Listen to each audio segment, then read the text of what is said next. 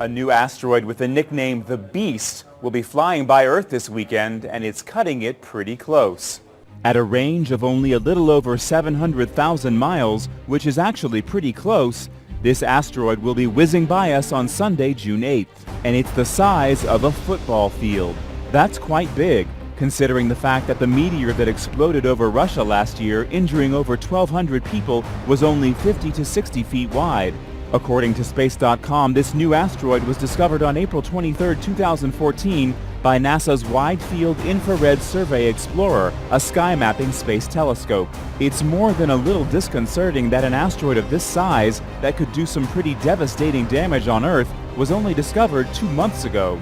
The asteroid's official name is 2014 HQ124, but we think calling it the Beast is much more appropriate.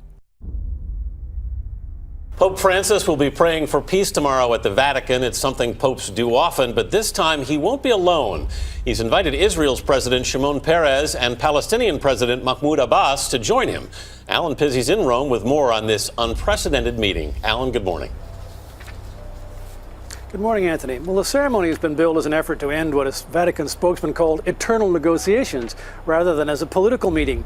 No one presumes that peace will break out on Monday, the spokesman said. It's the first time such a meeting has ever taken place in the Vatican, a setting about as far removed from the squalor of Middle East wars and politics as you can get.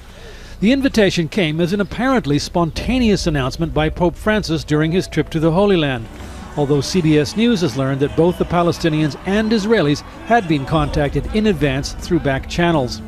The Vatican has been at pains to insist that the Pope is not intervening in one of the world's most complex diplomatic problems, although his now iconic moment at the massive security wall that separates Palestinians and Israelis was seen as exactly that. Anything concrete out of the prayer meeting would be akin to a miracle.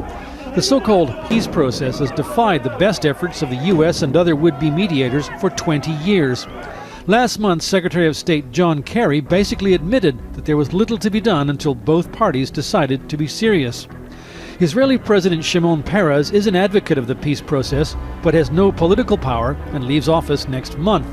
Palestinian leader Mahmoud Abbas says he wants to talk, but hasn't found a way to dominate Palestinian politics enough to give him real authority with the Israelis. The leaders will spend about 2 hours at an intricately planned service of prayers and meditations in the order of the founding of the three religions, Judaism, Christianity, and then Islam. The Vatican characterizes the service as an attempt to reopen a door that's been closed for some time. Pope Francis may not be intervening, but then again in normal life, the concierge often holds the key. Anthony? Alan Pizzi in Rome. Thanks, Alan.